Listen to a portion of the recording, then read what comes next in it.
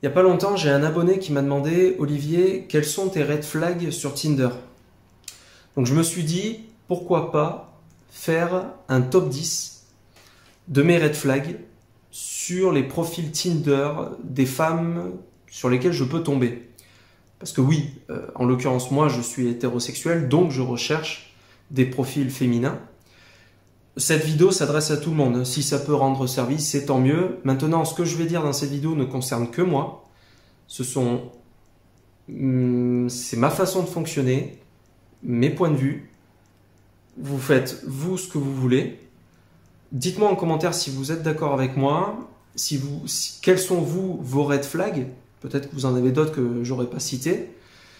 Et puis voilà, je vous demanderai du respect dans les commentaires. Et au pire, si vous ne me respectez pas, à vrai dire, c'est pas grave parce que si vous mettez un commentaire, ça référence ma vidéo. Et en plus, vous vous affichez et vous passez pour une grosse merde dans les commentaires. Donc, c'est pas. Enfin, moi, à vrai dire, je m'en branle. Mais... Bon, alors, on va tout de suite attaquer. En 10e position, il va y avoir les photos floues. Personnellement, ça, c'est directement éliminatoire. Je ne vais pas plus loin. Si je tombe sur un profil féminin où les photos sont floues, on ne voit pas la fille, je ne vois pas l'intérêt. Et moi, j'aurais tendance à demander à cette personne pourquoi tu viens sur Tinder. Le principe de ce site de rencontre, on le sait tous, c'est de se mettre en valeur, c'est de se présenter, d'expliquer où on en est, ce qu'on recherche, etc.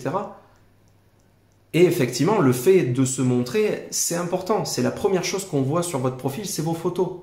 Donc si on voit que des photos floues, je ne comprends pas qu'il puisse y avoir des gens qui like des profils comme ça. Donc pour ça, moi, c'est éliminatoire. En 9e position, on va retrouver les photos en noir. Ça m'arrive aussi de tomber sur des profils où tu as un certain nombre de photos, mais qui sont toutes noires. Voilà. Et souvent, ces personnes vont te dire « Ah oui, non, mais moi, j'estime que Tinder, en l'occurrence, je suis là pour faire la rencontre d'une personne. Pour moi, ce qui est plus important, c'est nos échanges, le feeling, etc. Le fait de me voir, de voir à quoi je ressemble, tu ne le sauras que quand on se rencontrera en vrai. » Oui, mais non. En tout cas, pour moi, c'est pas possible. Je refuse de commencer à discuter avec une personne en ne connaissant pas son physique, en ne sachant pas à quoi elle ressemble, en ayant cette espèce d'épée Damoclès au-dessus de la tête. Donc non, pour moi, c'est éliminatoire.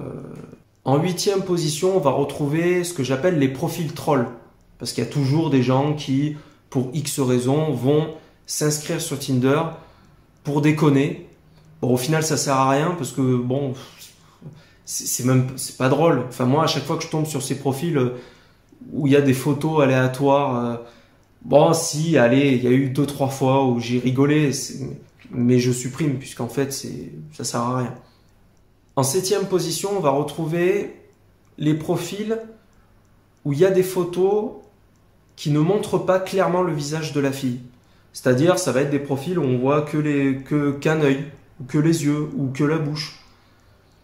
Tu sais pas à quoi ressemble la personne, ça renvoie pas une bonne image selon moi. Ça me donne l'impression que la fille a quelque chose à cacher. Soit ça peut être un manque de confiance, soit c'est qu'elle sait qu'il y a quelque chose chez elle qui sort entre guillemets de la norme, j'aime pas dire ça comme ça, mais j'en sais rien, mais qui en tout cas ne l'assume pas. C'est ça le vrai problème, c'est que ça témoigne que la personne ne s'assume pas, a un manque d'amour propre, et vous le savez autant mieux que moi, quand une personne a un manque d'amour propre, comment elle peut donner de l'amour à une autre personne.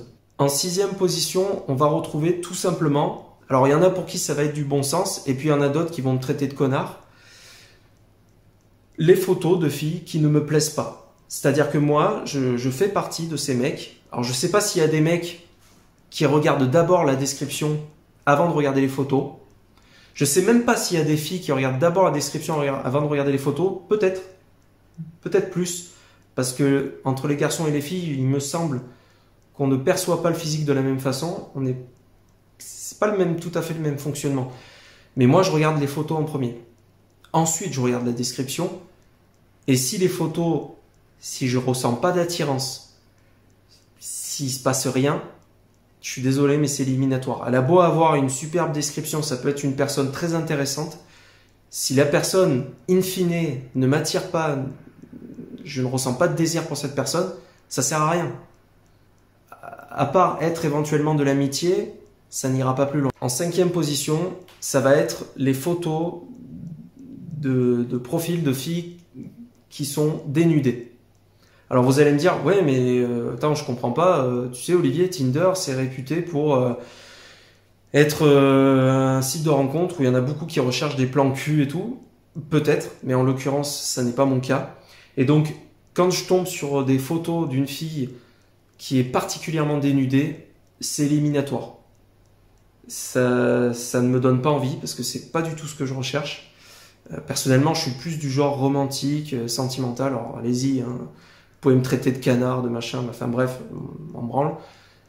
Moi, c'est comme ça que je fonctionne, donc ça, c'est éliminatoire, c'est pas ce que je recherche. Maintenant, on va passer à la partie description. Vous avez pu voir qu'il y a beaucoup de raisons, rien que à travers les photos où je supprime facilement. Mais pour moi, ça me paraît logique. À la 4e place, on va retrouver une description agressive. C'est-à-dire que moi, si je tombe sur le profil d'une fille, même une fille que je trouve très belle, que je trouve les photos vraiment attirantes, vraiment séduisantes, vraiment, si elle a une description de merde où je me sens agressé, où la fille est en mode ouais, pas besoin de mec comme ça, si t'es comme ça, machin, tu peux m'oublier, ouais, si c'est pour que je sois ta mère, enfin si genre, en fait sa description c'est juste de l'agressivité et que t'es là, tu dis wow, calme-toi, ça dégage. Parce que déjà, rien que, en fait, vous vous rendez pas compte comment déjà, à travers un profil, on voit beaucoup de choses sur la personne. Et moi, quand je tombe sur le profil où il y a une description aussi agressive, ben déjà, ça en dit long sur la personne. Ça en dit long sur sa façon de fonctionner. Potentiellement, moi, ça me renvoie l'image que la personne va pas être super marrante. Potentiellement, ça va être une personne avec qui je pourrais pas trop débattre. Ça va être compliqué de discuter parce que, ouais, ça a l'air un peu expéditif. Donc ça, moi, j'ai pas envie. En fait, moi, j'ai pas envie de rencontrer quelqu'un où ça va être prise de tête tout le temps, où je vais avoir la boule au ventre. C'est pas l'objectif. Quand on rencontre quelqu'un, ça doit être du plus.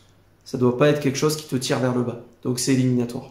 À la 3e place, on va retrouver les descriptions de princesses. Et oui, vous savez, ce genre de fille où en fait, t'as l'impression qu'elle est en train de faire ses courses. Et puis alors, tu sais, bien comme il faut, quoi. 2 points, tiré, premier tiré, il faut que tu fasses minimum 1m85.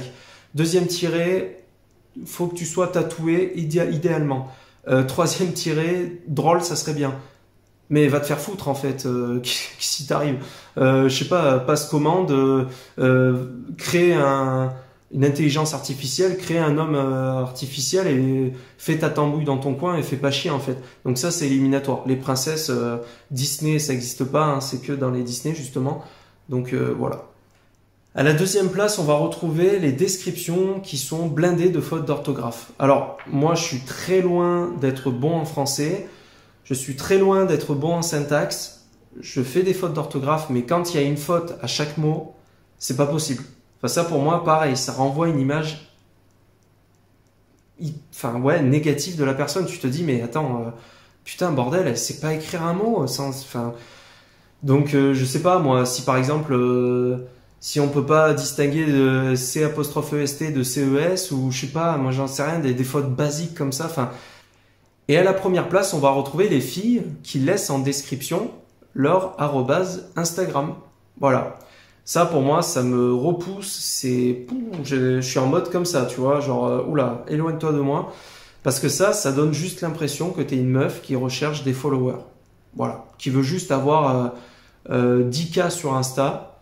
Et puis, de toute façon, quand je vois un profil comme ça, je sais très bien que du coup, il y a au taquet de mecs qui l'ont ajouté sur Instagram.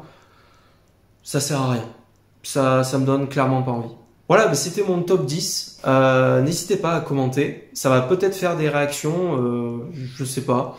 Je sais pas comment sera perçue cette vidéo. À vrai dire, elle sera perçue comme elle sera perçue. J'avais envie de la faire, c'est tout ce qui importe. Je vous souhaite une très bonne continuation et à une prochaine fois. Salut tout le monde!